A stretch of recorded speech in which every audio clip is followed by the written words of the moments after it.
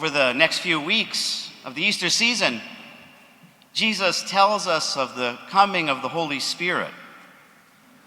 And over the years, people have described the Holy Spirit in many ways. The third person of the Holy Trinity, the Counselor, the Spirit, and the Advocate. In Koine Greek, which was the most common form of Greek used in the ancient world, the Holy Spirit was called the Parakletos, which we commonly pronounce today as the Paraclete. All of these words convey something important about the Holy Spirit. And though I am not a translation expert or biblical scholar, I would like to suggest that a perfectly fine way to understand the true meaning of the Holy Spirit is simply this: a friend. Not just any friend, but a true friend. A person who you can trust to tell you when you are being foolish, and also to be a source of inspiration. A person that, no matter what happens in life, is there through the good, the bad, and the ugly. A person who walks alongside you through the dark times and the times of joy. Now, you might be asking yourself, where, oh where, Deacon Chris, did you come up with this understanding? And so I'm glad you asked. Chris, do you mind singing that song that we talked about? It's a pretty well-known song. I think you'll know it. But this is the source of the inspiration.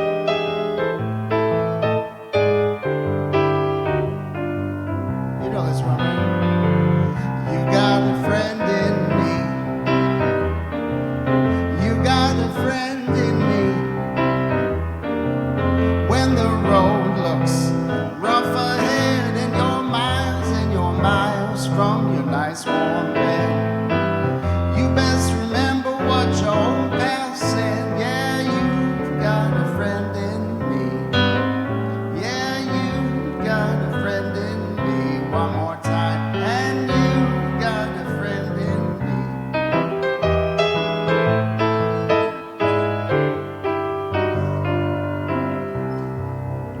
Perfect. It's exactly what I was thinking of. Now, of course, this is one of Randy Newman's most well-known songs from the Disney Pixar series, Toy Story. And, it's one of those wonderful stories where there's this kind of uncommon friendship.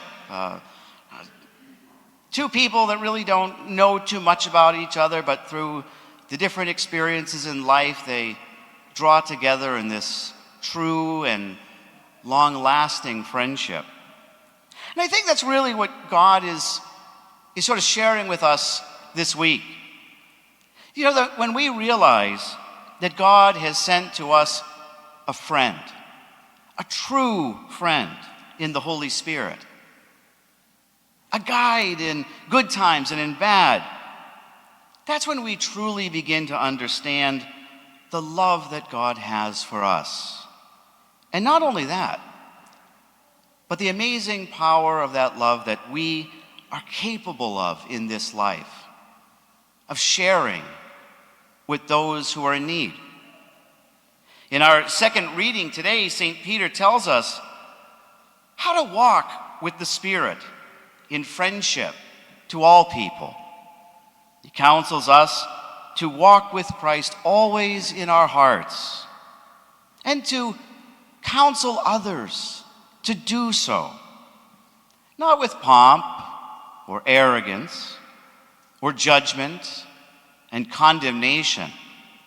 No, rather to do it with gentleness and with reverence for one another.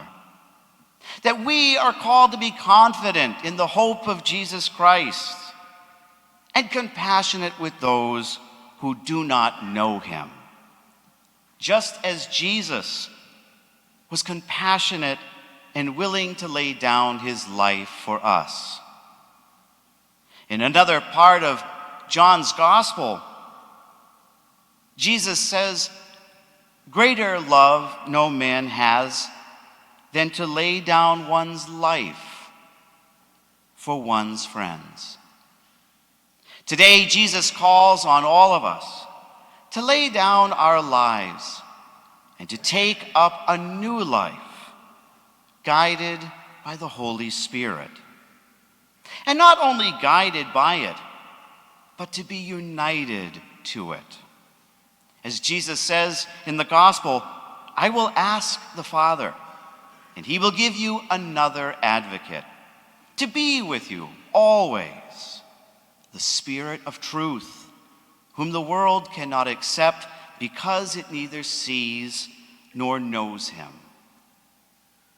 And then Jesus says this, "But you know him because he remains with you and will be in you."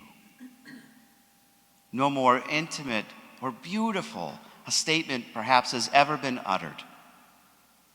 Now, many of you probably have had a person in mind, as Chris was singing that wonderful song, that special friend whom you've had from maybe grade school and has been there through thick and thin, through the hard times and the joyful times.